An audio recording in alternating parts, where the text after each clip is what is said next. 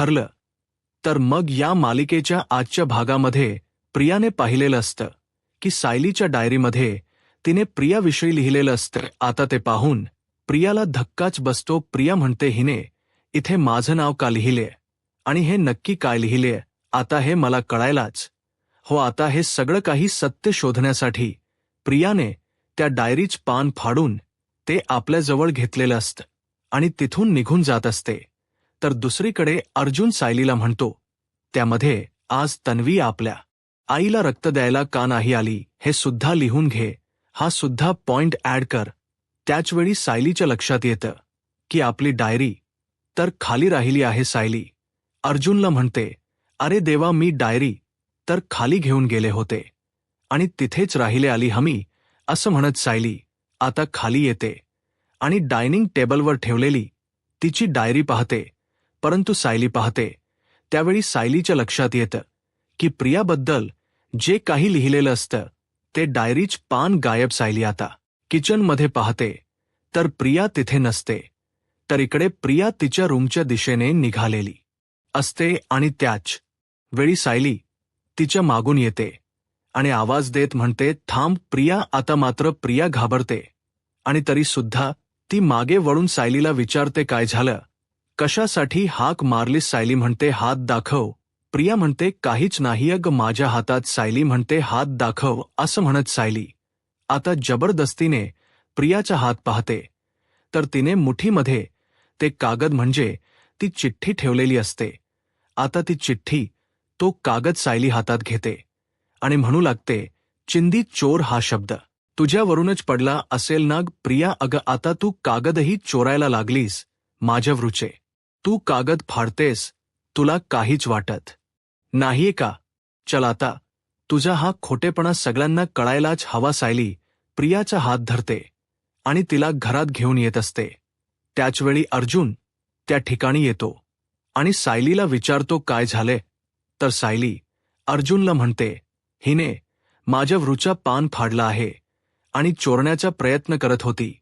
बदल्याचा सावसूक मनाचा आव आणते, परंतु ही जशी आहे ना तशीच आहे. आता तर हीच सत्य खर्च्यांना कळायलाच. हो जा, तुम्ही सर्वांना उठवा. तर प्रिया म्हणते, कशाला उगाच त्यांना कशाला त्रास ना? आताच सर्वजण झोपायला गेलेत आणि त्यात जर त्यांना उठवलं तर उगाच त्यांना त्रास होईल ना? तर सायली म्हणते, तू कधीपासून व प्रिया खर्चांची काळजी करायला लागलीस? तर प्रिया म्हणते, सायली अगं तुला वाटत असेल तरी सुद्धा ही आता तन्वी बदलली आहे. म्हणजे आतापर्यंत खोटेपणा करणारी तन्वी आता नाहीये. आता मी स्वतःला बदलल आहे. अगं तुझ्याकडे पाहून मलाही कळालं की आता स्वतःमध्ये बदल घडवावा आणि म्हणूनच मी आता बदलली आहे. मी पूर्वीची तन्वी नाहीये. अर्जुन म्हणतो, हो का? तर प्रिया म्हणते, हो अर्जुन, अरे मी माझा खोटेपणा करणं कधीच थांबवलं आहे, कारण मला माझ्या चुका कळल्या आहेत आणि मी आता ठरवलं आहे की स्वतःमध्ये बदल करायचा आणि मी खरंच मी बदलले आहे. असं म्हणतच आता सायली प्रियाचा हात धरते आणि म्हणू लागते, हो का? चल मी तुला दाखवते. असं म्हणत आता सायली प्रियाला होळीच्या ठिकाणी घेऊन येते आणि प्रियाला थांब ममकावत म्हणते, प्रिया एक गोष्ट लक्षात ठेव, आज या होळीच्या समोर मी तुला सांगते, तुझ्याबद्दलचा खोटेपणा मला कळाला आहे. फक्त पुरावे हाती लागू देत. एकदा का पुरावे हाती लागले की मग मात्र तू माझं आतापर्यंत न पाहिलेलं रौद्र रूप पाहशील. आता प्रिया मात्र मनातून घाबरून गेलेली असते, परंतु मुद्दामून नाटक करत म्हणते, सायली माझ्याबद्दल तुला कुठलाच पुरावा सापडणार नाही, कारण आता मी चुका करणारच नाहीये. त्यामुळे पुरावा सापडण्याचा प्रश्नच येत नाही. सायली अग मला माहीत आतापर्यंत मी चुकली आणि म्हणूनच तुमच्या मनात माझ्याविषयी गैरसमज निर्माण झाला आहे. परंतु ही आता प्रिया बदलली आहे, ही तन्वी बदलली आहे. सायली आतापर्यंत मी या सगळ्या गोष्टी विचार करूनच ठरवल्या आहेत की आता कुठल्याही प्रकारचा खोटेपणा करायचा नाही, कारण आज तुम्ही जे काही केलं ना त्यानंतर माझे डोळे पूर्णपणे उघडले आहेत. अर्जुन म्हणतो, आम्ही नक्की काय केलं? तर आता प्रिया म्हणते, अश्विनने मला सांगितलं की माझ्या आईला बरं वाटावं यासाठी तुम्ही किती धडपड केली. दोघांची धाव वपळ मला अश्विनने सांगितली. आणि सायली, अगं आज तर तू चमत्कार केलास खरं तर माझ्यावर उपकारच केलेस.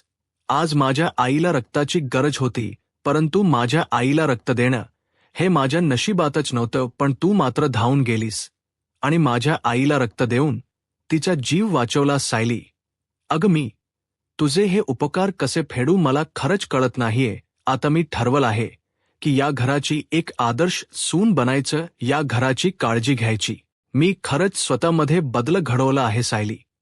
तर सायली प्रियाकडे पाहत हसतच म्हणते, प्रिया तू ज्यावेळी असं काहीतरी बोलतेस ना त्यावेळी मला खरंच हसायला येतं ग.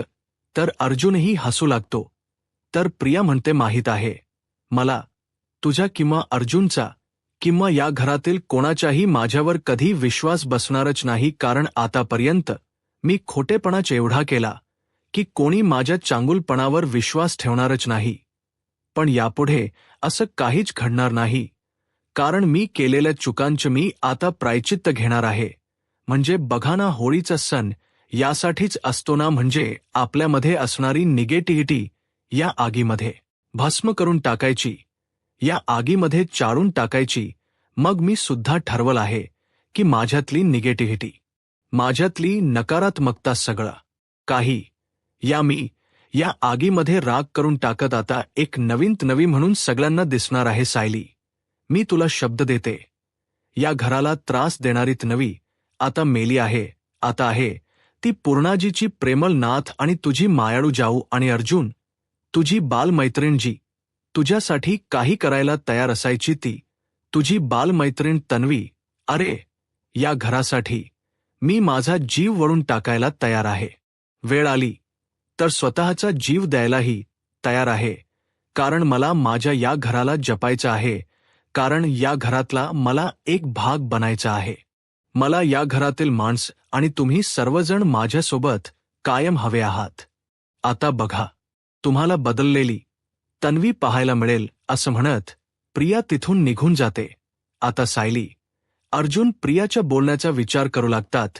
तर प्रिया पुढे येते आणि म्हणू लागते, मला आता सायली तुझ्यासारखंच वागावं लागेल. तुझ्यासारखं वागण्यासाठी मला त्यासाठी नाटकही करावं लागेल, कारण जर या घराचा भाग बनायचं असेल, या घरात टिकून राहायचं असेल, तर काही काळ का होईना मी हे नाटक करायला तयार आहे, कारण मला हे वैभव गमवायचं नाहीये. असं म्हणत प्रिया आता तिथून निघून ते. तर आता प्रिया तिथून जाताच अर्जुन सायलीला म्हणतो, हिला काय वाटते हिच या नाटकाला आपण फसू. तर सायली म्हणते, खरंच आपण तर तिला अगोदरपासूनच ओळखतोय, परंतु ही किती नाटकी आहे हे आपल्याला चांगलंच माहीत आहे. आणि आज तर प्रेमळ मायाळू हे शब्द तिच्या तोंडून ऐकायला किती विनोदी वाटत होते ना. तर अर्जुन सायलीला म्हणतो, बाकीचं सोड, पण हेच तर तिच्या आईवर सुद्धा प्रेम नाहीये. जर हिला आईची खरंच काळजी असती ना, तर कशीही आणि कुठूनही ती रक्त द्यायला आली असती. पण हिने कारण काय सांगितलं माहिती आहे का? एखादा लहान मूल सांगेल ना तसं. कारण की हॉस्पिटलच माहीत नाही. खरंच मला हिची कमाल वाटते आणि कळतच नाहीये की हिच्या मनात नक्की काय चालू आहे. तर सायली अर्जुनला म्हणते, पण हिने रक्त देणं काय टाळलं हे आपल्याला शोधावं लागेल, आणि त्यासाठी आपल्याकडे एकच मार्ग आहे. तर अर्जुन विचारतो, कोणता? आता सायली तिच्याकडे असणारा प्लॅन अर्जुनला सांगते. त्यावेळी अर्जुन म्हणतो, फॅटस्टिक आत्ताच आपल्याला हे सगळ्यांना सांगावं लागेल. तर सायली म्हणते, तुम्ही आताच अश्विन भाऊजींशी बोलून घ्या. कदाचित अश्विन भाऊजी प्रतिमात्यांकडे असतील, ते अजूनही झोपले नसतील. तर अर्जुन सायलीला म्हणतो, हो, कारण आत्ताच मी अश्विनला फोन करतो आणि आत्ताच त्याला हे सगळं काही मॅनेज करून ठेवायला सांगतो, कारण आपल्याला वेळ काढून चालणार नाही. कारण आत्ताच जर आपण मॅनेज केलं आणि उद्या सकाळीच हा कॅम्प ठेवला, तर मग प्रियाला तन्वीला हालचाल करायला वेळही मिळणार नाही. असा विचार करत आता अर्जुन अश्विनला फोन करतो. तर सायली अर्जुनला म्हणते, तिने सगळ्यांसमोर रक्तदान केल्यानंतरच तिच्या नक्की या सगळ्यामागचा हेतू काय आहे आणि खरं कारण काय आहे हे सगळ्यांसमोरच येईल. आता इकडे अश्विन फोन पाहतो तर अर्जुनचा फोन आलेला असतो. आता अर्जुन अश्विनला म्हणतो, अश्विन अरे प्रतिमा हत्या कशी आहे? तर अश्विन म्हणतो, प्रतिमा हत्या आता ठीक आहे आणि तिला आता झोपही लागली आहे.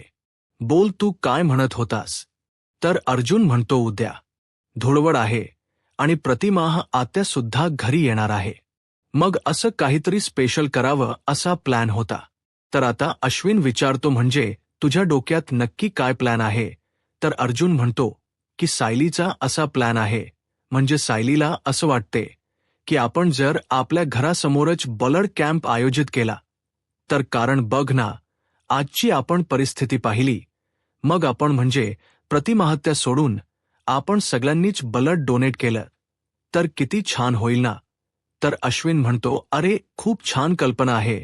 म्हणजे आज आपली जी काही अवस्था झाली ती तर आपण सगळ्यांनीच अनुभवली आहे आणि प्रत्येक ब्लड बंकेना आणि हॉस्पिटलला ब्लड कॅम्पची आवश्यकता असतेच. मग आज जर आपल्या घरी कॅम्प होणार असेल तर खरंच खूप छान आहे. तर अर्जुन म्हणतो, परंतु एका दिवसात हे सगळं काही मॅनेज होईल ना? तर अश्विन म्हणतो, त्याची काळजी करू नकोस, इथल्या मॅनेजमेंटशी मी बोलून घेतो आणि उद्या ते सगळं साहित्य म्हणजे सगळा सेटअप आपल्या घरी पाठवून देतील. तर अश्विन असं बोलताच अर्जुन खुश होतो आणि म्हणू लागतो, बरं ठीक आहे, आपण उद्या भेटूच असं म्हणत आता अर्जुन फोन ठेवतो आणि त्यानंतर सायलीला म्हणतो, तुझी ही आयडिया नक्कीच कामी येईल बायको. उद्या एकदा ब्लड डोनेटचा कॅम्प झाला की आपल्याला कळेल की तन्वी नक्की काय लपवते आहे. तर सायली अर्जुनला म्हणते, पण ती रक्ताचे नमुने बदलण्याचा नक्कीच प्रयत्न करेल. तर अर्जुन म्हणतो, करू देत, कारण आतापर्यंत तिने हेच केलं आहे. अनेकदा आपण तिला सुधारण्याचा चान्स दिला आहे, परंतु आता आपण तिच्या एक पाऊल पुढे राहायचं. तर सायली अर्जुनला म्हणते, आता तिथे 100 अपराध भरले आहेत आणि आता तिच्या पापाचा घडाही भरला आहे. त्यामुळे आता हे सगळं सत्य सगळ्या जगासमोर यायलाच हो. एकूण एक सत्य आणि एकूण एक अपराध अख्ख्या जगासमोर आणायची वेळ आली आहे. तर दुसऱ्या दिवशी आपल्याला पाहायला मिळतं, सुभेदारांच्या घरी सर्वच जण प्रतिमा त्यांची वाट पाहत असतात. आता प्रतापराव चहा पित असतात, कल्पना ताई आणि सायली किचनमध्ये काम करत असतात. आता सायलीने खूप छान असा बदामाचा शिरा बनवलेला असतो. तर अस्मिता म्हणू लागते, सायली अगं काय बनवलेस? अगं तू जे काही बनवलेस त्याचा घुमघुमाट येतपर्यंत येतोय. सायली म्हणते, प्रतिमा आत्या त्यांच्या आवडीचा बदामाचा शिरा बनवला आहे. आता त्यांना ताकद येईल असंच घरात बनवावं लागेल ना. तर इकडे पूर्णाची मात्र प्रतिमा त्यांच्या वाटेकडे डोळे लावून असतात. प्रतिमा घरी येत नाही तोपर्यंत पूर्णाजींचं काही कुठे लक्ष लागत नसतो. आता हे कल्पनाताईंच्या लक्षात येताच कल्पनाताई आणि प्रतापराव पूर्णाजींना म्हणतात, पूर्णा आई अगं नाश्ता तरी करून घे ना. तर पूर्णाजी म्हणतात, नाही नको प्रतिमा येऊ देत. तर प्रतापराव म्हणू लागतात, अग ते हॉस्पिटलमधून निघाले आहेत, 5च मिनिटात येतील, पण तू तरी नाश्ता करून घे. तर पूर्णाजी म्हणतात, नाही नको, प्रतिमा आली की आम्ही एकत्रच नाश्ता करू. तर आता सर्वजण पूर्णाजींची काळजी करत असतात. आता प्रतिमा आत्या घरी येताच पूर्णाची खुश होतात. सर्वच जण प्रतिमांना त्यांच्या तब्येतीबद्दल विचारतात. तर पूर्णाची आता अश्विनला म्हणतात, अश्विन तूच सांग बाबा प्रतिमा आता कशी आहे? तर अश्विन म्हणू लागतो, आता प्रतिमा आत्या अगदी ठीक आहे, फक्त तिला आरामाची गरज आहे. तर रविराज सर प्रतिमा आत्यांना म्हणतात, प्रतिमा तू अशीच हसत रहा, हॉस्पिटलमध्ये तुझी ती अवस्था अजिबात पाहवत नव्हती. तर त्यानंतर सायली सर्वांना म्हणते, चला सर्वांनी नाश्ता करून घ्या, कारण प्रतिमा हत्यांना आवडतो तसा बदामाचा शिरा बनवला आहे. तर आता सर्वजण नाश्त्यासाठी येतात. तर दुसरीकडे सायली अर्जुन ठरल्याप्रमाणे ब्लड डोनेट कॅम्पची तयारी कुठपर्यंत आली ते पाहण्यासाठी गार्डनमध्ये येतात. आता अश्विनने मॅनेजमेंटच्या टीमशी बोलून खूप छान प्रकारे आता ब्लड डोनेशनचा कॅम्प ऑर्गनाईज केलेला असतो. अन्नपूर्णा ट्रस्टच्या वतीने हा ब्लडचा कॅम्प आयोजित केलेला असतो.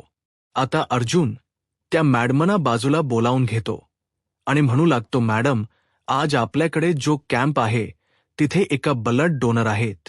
त्यांच्या आम्हाला ब्लड टेस्ट करायचं आहे आणि त्यांचा ब्लड ग्रुप सुद्धा जाणून घ्यायचा आहे आणि इतरही काही चाचण्या करायच्या आहेत. त्यामुळे तुम्ही ते करू शकता का? तर त्या मॅडम म्हणतात, हो, काही हरकत नाही. तुम्ही तसं आम्हाला सांगा म्हणजे आम्ही तसं करू. तर सायली म्हणते, बरं. तर आता अर्जुन त्यांना रिक्वेस्ट करत म्हणतो, पण मॅम, एक रिक्वेस्ट होती. आम्ही ज्यांच्यात तुम्हाला ब्लड कनेक्ट करून सगळ्या चाचण्या करायला सांगतोय त्यांना ही बातमी कळायला नको, म्हणजे त्यांना याबद्दल काहीच माहीत असायला नको, म्हणजे कसं आहे ना, अगोदरच त्यांना या सगळ्याची भीती वाटायला नको आणि जोपर्यंत त्यांचा ब्लड टेस्ट होत नाही तोपर्यंत त्यांना कोणता आजार आहे हे आम्हालाही कळणार नाही. त्यापेक्षा उगाच त्यांच्या मनात भीती नको यासाठी ही गोष्ट त्यांना सांगायची नाहीये. तर त्या मॅडम म्हणतात, बरं ठीक आहे. आता अर्जुन रियाचा फोटो दाखवतो आणि म्हणू लागतो, याच आहेत त्या मॅडम की ज्यांचा आपल्याला ब्लड रिपोर्ट काढायचे आहेत. तर आता त्या मॅडम म्हणतात, बरं ठीक आहे. आता सायली अर्जुनने प्रियाच्या नकळत असे काम केलेलं असतं. तर दुसरीकडे सुभेदारांच्या घरी सर्वजण नाश्ता करत असतात. तर रविराज सर प्रतिमा त्यांना म्हणतात, प्रतिमा, बरं, तुला काजू, अंजीर, बदाम जेवढे खायचेत तेवढे खा, परंतु एकदा ब्री हो बाई, कारण तुझी ही अशी अवस्था आम्ही पाहूच शकत नाही. रविराज सर पुढे म्हणतात, म्हणजे सर्दी, खोकला, ताप हे छोटे छोटे आजार म्हणजे नेहमीच चालेल, त्याला परवानगी आहे, परंतु ते हॉस्पिटलमध्ये जाऊन असं झोपून मग ते रक्त देणं या गोष्टी नकोत का प्रतिमा तुझ्या बाबतीत? आणि परत जर अशी आजारी पडलीस ना तर मी खरंच तुझ्यावर रागावे ना, कारण मला तुझी ती अवस्था अजिबात पाहवत नाही. तर प्रतिमा आत्या म्हणू लागतात, मी आता स्वतःची नीट काळजी घेईन, सांगितलं आहे ना तुम्हाला.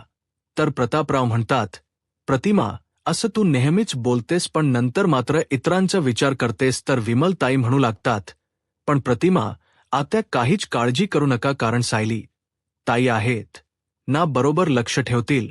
तूप रोटी घालून तुम्हाला जाडझोड करूनच पाठवतील. आता मात्र सर्वजण हसू लागतात. आता सायली अर्जुन घरात येतात. प्रतिमा आत्यांना पाहताच अर्जुन विचारतो, आत्या कशी आहेस तू? प्रतिमा आत्या म्हणतात, आता मी ठीक आहे. अर्जुन म्हणतो, ठीकच असायलास, आणि हो, यापुढे असा आजार पण नको.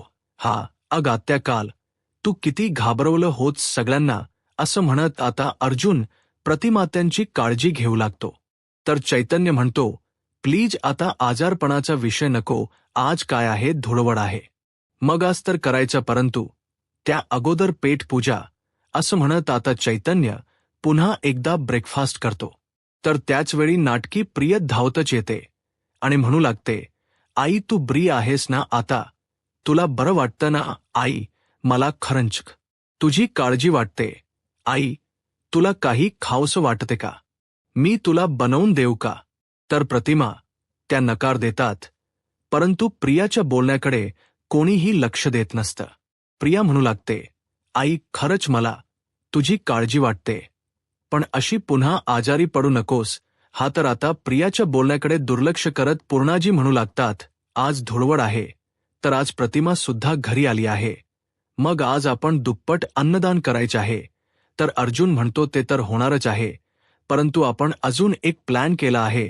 तर पूर्णाजी विचारतात, काय? तर अर्जुन म्हणू लागतो, अन्नपूर्णा ट्रस्टच्या माध्यमातून आज आपण ब्लड डोनेटचा कॅम्प ऑर्गनाईज केला आहे, आणि तोही आपल्या घरासमोरच, म्हणजे काल जी काही परिस्थिती झाली ती आपण सगळ्यांनीच अनुभवली. प्रतिमा, त्यांना रक्त हो होतं, परंतु ते ब्लड कुठेही मिळत नव्हतं, आणि त्यासाठी जी तारांबळ झाली ती तर वेगळीच, आणि त्यात सायली होती, आणि म्हणूनच प्रतिमा त्यांना ब्लड मिळू शकलं. पण अशी परिस्थिती पनवेलमध्ये पुन्हा कोणावर येऊ नये यासाठीच हा कॅम्प ऑर्गनाईज केला आहे, आणि ही कल्पना आहे माझ्या बायकोची, सायलीची. तर आता सर्वजण सायलीच कौतुक करू लागतात, परंतु इकडे मात्र प्रिया पूर्णपणे घाबरून गेलेली असते. तर प्रतापराव अर्जुनला म्हणतात, ते आलं आमच्या लक्षात, कारण अशा छान छान कल्पना फक्त सायलीच्याच डोक्यात येऊ शकतात. तर आता अस्मिता म्हणू लागते, हो ना, खरंच खूप छान कल्पना आहे सायली. तर आता सुमन काकू म्हणतात, हो ना खरं तर हे पुण्याचं काम आहे. इकडे मात्र प्रिया घाबरून गेलेली असते. तिला काय बोलावं काहीच कळत नाही. ती मनाशीच म्हणते, यांनी आता ब्लड कॅम्पच काय नवीन काढलं आहे. आता सगळ्यांच रक्त काढणार आहेत की काय. म्हणजे काल मी रक्त द्यायचं तर टाळलं, परंतु आज रक्तदान करावंच लागणार आहे वाटतं. पण हे असं का होतं? या दोघांना माझ्याबद्दल संशय आलाय का? आता मात्र प्रिया पूर्णपणे घाबरून गेलेली असते. तिला काहीच कळत नसतं की सायलीच्या डोक्यात नक्की काय चालू आहे. या ब्लड डोनेट कॅम्पच नक्की तिने मध्येच का काढलं असावं. आता अश्विन प्रियाकडे पाहतो आणि म्हणू लागतो, तन्वी, काल तुला तुझ्या आईला रक्त देता आलं नाही म्हणून तुला अपराधी वाटत होतं ना. मी पाहिलं, तुला किती वाईट वाटलं, परंतु आता काळजी करायचं कारणच नाही, कारण आज तुला ती भरपाई करता येणार आहे. आज तू ब्लड डोनेट करू शकतेस आणि आज तू जे रक्त देणार आहेस ना, त्यामुळे कोणाचा तरी नक्कीच जीव वाचू शकतो. आता प्रिया हसण्याचं नाटक करते आणि म्हणू लागते, हो अश्विन, पण खरंच अश्विन, तू माझा किती विचार करतोस. ठोकस अश्विन. तर प्रिया सर्वांचा विश्वास बसावा यासाठी म्हणू लागते, हो मी ब्लड नक्कीच डोनेट करणार आहे. तर आता अश्विन म्हणतो, ऑफकोर्स तू तर ब्लड डोनेट करणारच आहेस, परंतु या कार्यक्रमाचे उद्घाटन तुझ्या हस्तेच होणार आहे. म्हणजे सगळ्यात पहिलं रक्त तुझंच घेतलं जाणार आहे. आता प्रिया हसण्याचं नाटक करत म्हणते, माझं. तर आता सर्वजण प्रियाकडे पाहत असतात. सायली, अर्जुन प्रियाचा चेहरा पाहतात. घाबरलेली प्रिया सायली अर्जुनच्या चांगलीच लक्षात येते. आता प्रिया नाटक करत म्हणते, अश्विन आलेस, मी जरा आवरून येते. तर अश्विन म्हणतो, आवरण्याची वगैरे काय गरज आहे नाही. आता तू रूममध्ये जाणार नाहीयेस, चल आपल्याला बाहेर कॅम्पसाठी जावं लागेल.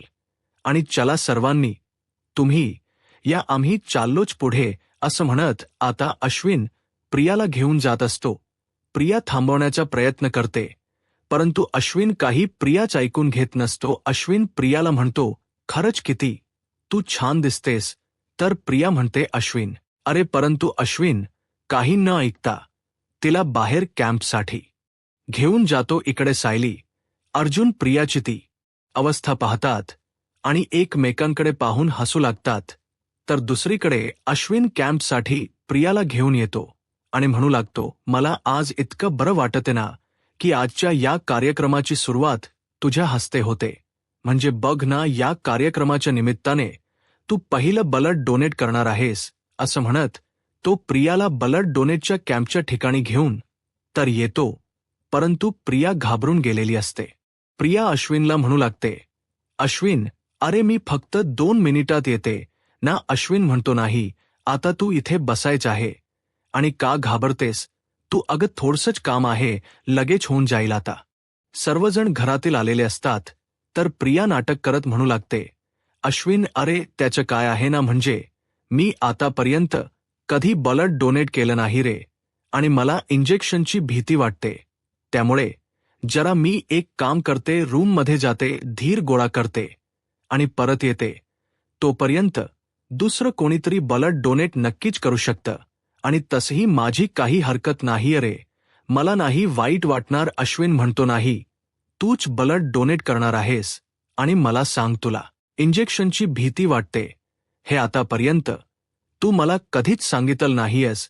बरं घाबरू नकोस, मी इथेच आहे ना, मी कुठेही जात नाही. आणि जर तुला भीती वाटली तर डोळे बंद करून शांत राहायचं, काहीच काळजी करू नकोस. अगं कशाला घाबरायला हवं. असं म्हणत अश्विन काही प्रियाला तिथून जाऊ देत नसतो. आता अश्विनने तर प्रियाला पुरती अडकवून ठेवलेली असते. आता प्रिया घाबरलेली असते. तर आता अश्विन प्रियाला म्हणतो, आणि तन्वी, काल तुझ्या मनात गिल्ट होत ना की तुझ्या आईला प्रतिमा हत्याला तुला रक्त देता आलं नाही, परंतु आज ते गिल्ट तुझ्या मनातून घालवण्यासाठी आज ही छान संधी मिळाली आहे. आणि ती संधी मी तुला देत आहे, त्यामुळे अजिबातच घाबरू नकोस, मी आहे नाही ते तर. आता सायली म्हणते, मी काय म्हणते, आपण सर्वांनीच तिथे जाऊयात का, म्हणजे आपल्या घरातील एक व्यक्ती रक्तदान करते, मग आपल्याला तिचा अभिमान असायलाच हवा, मग आपण सर्वांनीच तिला धीर द्यायला हवा. तर अर्जुन म्हणतो, एस अगदी बरोबर आहे.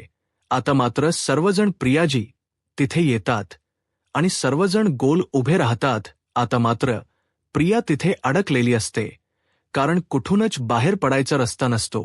आता काय करावं, प्रियाला काहीच कळत नाही. आता त्या मॅडम प्रियाला म्हणतात, मॅडम अहो, काही काळजी करू नका हो, तुम्हाला कळणार सुद्धा नाही, इतका हलका हात आहे माझा, असं म्हणत त्या आता प्रियाचं रक्त घेणार. परंतु त्या अगोदर अर्जुन म्हणतो, अगोदर त्यासाठी फॉर्म फिल करावा लागतो ना. तर त्या मॅडम म्हणतात की हो. तर आता अश्विन प्रियाला म्हणतो, तन्वी, या फॉर्मवर तुझ्या बेसिक सगळ्या इन्फॉर्मेशन लिहून दे. आता मात्र प्रियाचे हात थरथरत असतात. तर अश्विन प्रियाला म्हणतो, तन्वी घाबरू नकोस, मी आहे ना तुझ्यासोबत. आता थरथरत त्या हाताने प्रिया फॉर्म तर भरते. तर त्यानंतर अश्विन म्हणतो, ठीक आहे तन्वी, तू जा, यांच्यासोबत काळजी करू नकोस, ते नक्कीच छान प्रकारे हँडल करतील, नको घाबरूस, मी आहे नाही इथे, असं म्हणत आता तो प्रियाला तिथून पाठवून देतो. त्या मॅडम म्हणतात, चला मॅडम माझ्यासोबत, असं म्हणत ते प्रियाला तिथून घेऊन जातात. आता प्रिया घाबरलेली असते. तर त्या मॅडम म्हणू लागतात, घाबरू नका, तुमचा हात सैल सोडा, अजिबात काळजी करू नका, असं म्हणत सायली आणि अर्जुने सांगितल्याप्रमाणे ब्लड टेस्टसाठी ते सॅम्पल घेतात आणि सायली अर्जुनकडे पाहतात. तर अर्जुन इशाऱ्यानेच होकार देतो. तर त्यानंतर आता प्रियाला ब्लड डोनेटसाठी झोपवून तिचा ब्लड घेतलं जातं. तर आता प्रिया ब्लड डोनेट करत असते, परंतु मनातून मात्र पूर्णपणे घाबरून गेलेली असते. आता सायली अर्जुन प्रियाची ती अवस्था पाहतात. तर इकडे ब्लड सॅम्पल मिळालेलं असतं. तर दुसरीकडे आता ब्लड डोनेटचा कॅम्प पूर्ण झाल्यानंतर सुभेदारांच्या घरी प्रसिद्ध अशी पनवेलमधील धुळवड साजरी केली जाते आणि त्यासाठी सर्वजण जमलेले असतात. आता चैतन्य, कल्पनाताई आणि विमलताई पूर्ण आजींना रंग लावत होळीच्या शुभेच्छा देतात. तर चैतन्य म्हणू लागतो, तुम्हाला सांगतो, या दिवसाची मी वर्षभर वाट पाहत असतो, कारण सुभेदारांच्या घरची होळी, सुभेदारांच्या घरची धुळवड म्हणजे अगदी दणक्यात साजरी होत असते. तर पूर्णाजी म्हणतात, अगदी खरं आहे. तर पूर्णाजी म्हणतात, हे सगळं काही ठीक आहे चैतन्य, पण त्या स्पीकरचा आवाज वाढला ना तर तुझ्या पाठीत एक दणका बसेल. तर चैतन्य म्हणतो, नाही, त्या स्पीकरचा आवाज इतकाही वाढणार नाही की ज्यामुळे तुला आणि शेजारत्यांना त्रास होईल, कोणालाही त्रास होणार नाही, त्याची काळजी आम्ही सर्वजण घेणार आहोत. तर प्रतापराव कल्पनाताईंना विचारतात, अगं कल्पना, पण प्रतिमा आणि अस्मिता येणार नाहीयेत का? तर कल्पनाताई म्हणू लागतात, प्रतिमा येणारच होती, परंतु पूर्णाई तिला ओरडले आहेत, उन्हात यायचं नाही, आजच तू हॉस्पिटलमधून आली आहेस आणि म्हणूनच ती रूममध्ये बसली आहे. मग काय, सुमन आणि त्यानंतर भाऊजी सुद्धा तिच्या सोबत थांबले आहेत. आणि अस्मिताच काय, तिचा नवरा काही रूमच्या बाहेर येणार नाही आणि तिचा नवरा तिच्या सोबत नसेल तर तिच्या लक्ष लागणार नाही, म्हणून परत रूममध्ये निघून गेली आहे. तर प्रतापराव म्हणतात, बरं ठीक आहे. तर आता एंट्री होते अर्जुनची. अर्जुनने लयभारी गाण्यावर थिरकायला सुरुवात केलेली असते. खूप छान डान्स तो सादर करतो आणि त्यानंतर तो पूर्णाजींना रंग लावण्यासाठी येतो. त्यावेळी पूर्णाजी म्हणतात, नाही नाही, मला जास्त रंगवायचं नाही. अरे तुझी तिथे बायको उभी आहे आणि डोकावून बघते, जा तिला रंग लाव. आता अर्जुन मागेऊन पाहतो तर सायली उभी असते आणि अर्जुनची वाट पाहत असते. चैतन्य अर्जुनला म्हणतो, काय झालं, काय बघतोयस, जा रंग लाव, तुझीच बायको आहे. तर प्रतापराव अर्जुनला म्हणतात, जा. तर अर्जुन आता भरपूर असा रंग हातात घेतो आणि सायलीला लावण्यासाठी येतो, परंतु सायली मात्र नकार देत असते. आता ती तो रंग लावण्यापासून स्वतःला वाचवण्याचा प्रयत्न करते, इकडून तिकडून पळत असते, परंतु शेवटी अर्जुन तिचा हात हातात घेतो तिला थांबवतो. आता अर्जुन सायलीला रंग लावणार, परंतु सायली अर्जुनचे हात पकडते आणि त्याच्याच गालाला रंग लावते. आता सायली पुन्हा एकदा तिथून पळण्याचा प्रयत्न करते, परंतु अर्जुन शेवटी सायलीचा हात हातात घेत रंगांनी तिला रंगवतोच. प्रेमाच्या रंगांमध्ये सायली अर्जुन धावून गेलेले असतात. आता दोघंही एकमेकांकडे प्रेमानेच पाहतात आणि त्यानंतर चैतन्य, कल्पनाताई आणि विमलताईंना सुद्धा सायली अर्जुन डान्स करण्यासाठी घेतात आणि सगळ्यांचीच पावलं लयभारी या गाण्यावर थिरकू लागतात. सर्वजण डान्स करू लागतात आणि खूप धूमधडाक्यात अशी सुभेदारांची धुळवड साजरी केली जाते. आणि त्याचवेळी तिथे एंट्री होते. रियाची आता प्रिया पाहते, तर सायली, अर्जुन आणि घरातील सर्वजण एन्जॉय करत असतात. प्रियाची चिडचिड होते आणि प्रिया मनाशीच होते.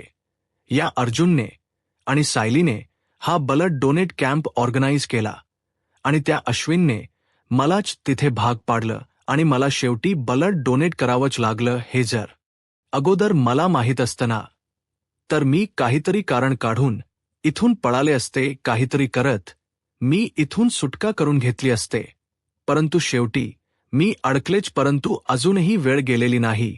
आता माझा ब्लड ग्रुप कोणाला कळू नये यासाठी मलाच काहीतरी करावं लागेल, असं म्हणत प्रिया आता ब्लड डोनेट कॅम्पच्या दिशेने निघालेली असते आणि हे अर्जुनने पाहिलेलं असतं.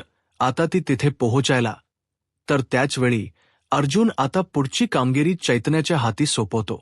तर इकडे प्रिया विचार करत असते की नक्की आपलं ब्लड कुठे ठेवलं असेल.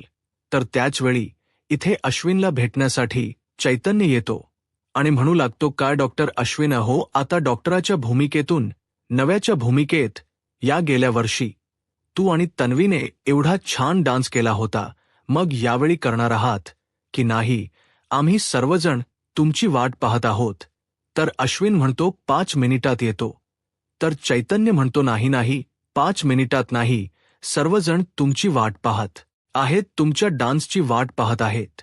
त्यामुळे आत्ताच तुमच्या बायकोला घेऊन तिथे यायच आहे. ते बघ तन्वी तिथेच आहे, जा आणि लगेच तिला घेऊन ये. आता प्रिया आपलं ब्लड तिथून हलवणार, ते बदलण्याचा प्रयत्न करणार, परंतु त्याचवेळी तिथे अश्विन आलेला असतो. अश्विन प्रियाला आवाज देतो आणि म्हणतो, तन्वी.